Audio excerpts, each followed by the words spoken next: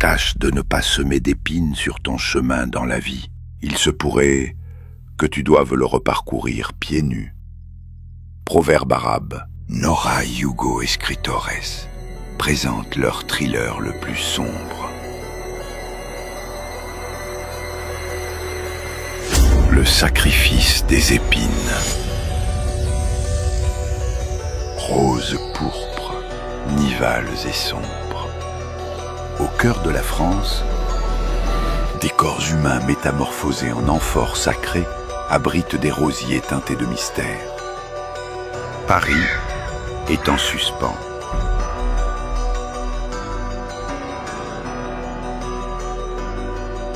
Ces parcs se transforment en scènes rituelles où les cadavres, disposés avec une esthétique macabre, murmurent un message énigmatique. Le médecin légiste Nicolas Kleiner se confronte au dossier le plus sombre de toute sa carrière. Aux côtés de l'inspecteur Philippe Argaplam, il devra faire face à un esprit brillant qui a toujours une longueur d'avance. Qu'est-ce que vous croyez qu'il est arrivé à cette femme, docteur Kleiner? Cet assassinat est l'œuvre d'un esprit humain complexe. Je perçois une cruauté raffinée derrière cette mise en scène. Une membre de l'équipe chirurgicale, qui travaillait pour le prestigieux hôpital Rimonde, a été retrouvée assassinée. Dans ce puzzle de sève et de sang, chaque rose est une clé. Et son parfum, un avertissement de fatalité. Nous sommes face à un tueur très préparé, un être méthodique, patient et même un tant soit peu romantique.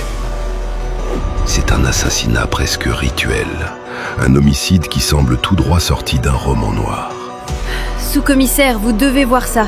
Paris, prie pour nous. Il n'y a pas de tige qui relie la racine de ce mystère au pétale de sa signification amère.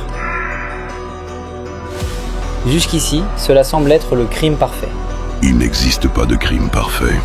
Il n'existe que des enquêtes défectueuses. Où sont ces organes?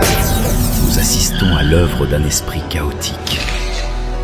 J'ose dire que nous sommes face à un tueur en série qui continuera à tuer. Un thriller criminel inquiétant où l'horreur se cache derrière la beauté des roses. Le mystère vous attend. Le temps presse.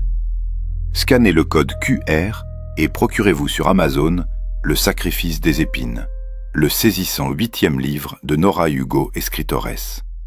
Commencez l'enquête dès maintenant.